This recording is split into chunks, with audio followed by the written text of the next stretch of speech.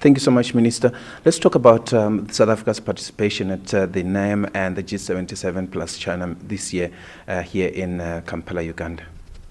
Well, the participation has been very important for South Africa, and we discussed the issues of the movement, in particular our posture toward the emerging global geopolitical context, and particularly expressed our concern about the growing number of conflicts and the great division that appears to exist between countries and regions in the globe today.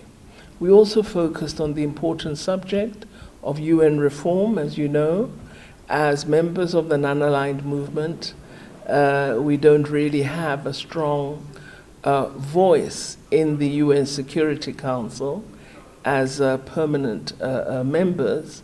We tend to be in the non-permanent member category, which has a presence from time to time upon election. It's our view that the Security Council's composition and its ability to make decisive interventions is truly impaired by its current framework, and that we need to vastly improve its character, its composition, its process of decision-making, in order to have a fairer, more efficient, more democratic mechanism that can play the role of promoting and implementing issues of peace and security. We also discussed sustainable development, and particularly the concern of the non-aligned movement members that we've not made sufficient progress on implementation of the SDGs, and that we need to see an accelerated a set of actions that would allow achievement of more than the current 30 or so % achievement of the SDGs. So real worry that what we had seen as a framework for real advance in development has not been sufficiently acted upon, not been supported by the wealthy countries of the world, and has thus really not seen us sufficiently impacting on issues of poverty and underdevelopment. Climate change was also a key issue of discussion, and the dominant issue, as you would be aware, would be Palestine and Israel, particularly Israel's war on Gaza, and the tremendous loss of life and destruction of property that we're seeing in Palestine, the cruelty, the large number of deaths. All of these were very serious concerns, as Palestine is a member of the non-aligned movement, participates fully in all our deliberations.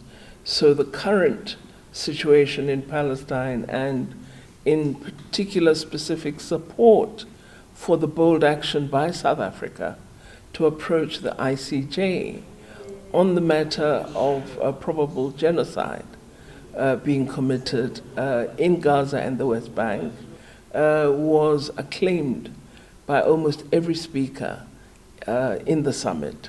So real concern about the condition of the world, about the lack of freedom for the people of Palestine, and about the need for us as NAM to be more resolute in our support for freedom and democracy, and for the cause of those who continue to suffer oppression and harm.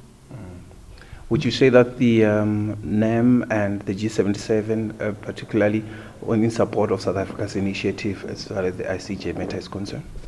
Indeed, there was strong support, many statements from several countries. Countries indicated that they've already written to South Africa directly or made public statements supporting South Africa's approach to the ICJ. Several other countries, I will not name them at this point, have indicated that they will join our case.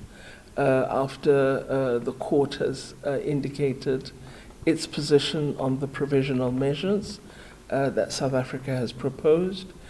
So they're indicating an intent to support the case that has been brought by South Africa. Madam Minister, particularly on the reform case, the issue of reform of the UN Security Council has been really on the agenda. Even the SG reflected on this. What would it take to get there? It will take work and determination. And I think having NAM members and the group of 77 plus China having a more determined approach is very, very important. We do have this group in the UN that is mandated to deliberate upon reform. But the view expressed in the summits was that this group is taking too long. We need more decisive action, and we need countries to now begin moving toward formulating a text and having text-based negotiations on exactly what it is we mean by UN reform. So South Africa, that has been its position, and we're thrilled that now more and more countries are speaking about this.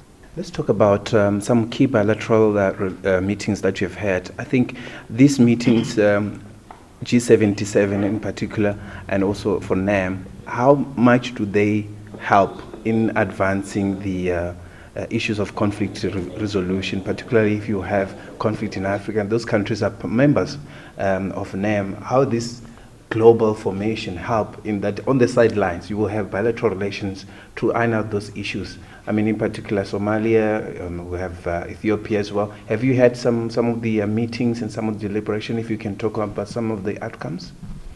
Yes, it is a space where we have an opportunity to meet and have quite detailed and robust discussion at the bilateral and in the multilateral context of the summit itself, because leaders are able to express themselves on key areas of concern.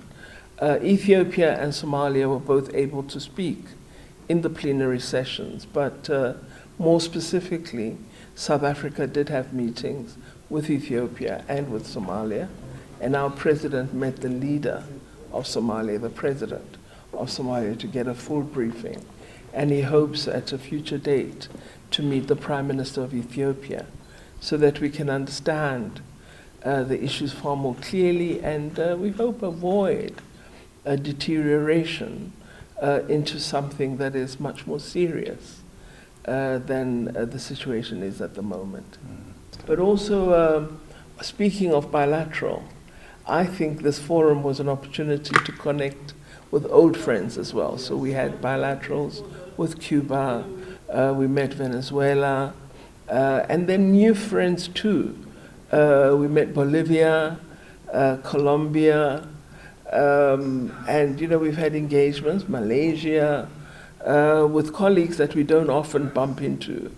But when you're in a meeting such as this one, you then get the opportunity to reconnect or connect for the first time, establish new ties, and always when we meet, it's about bilateral friendship, but also about the interests of South Africa, because we want more trade, we want more economic opportunities, we want jobs for our young people.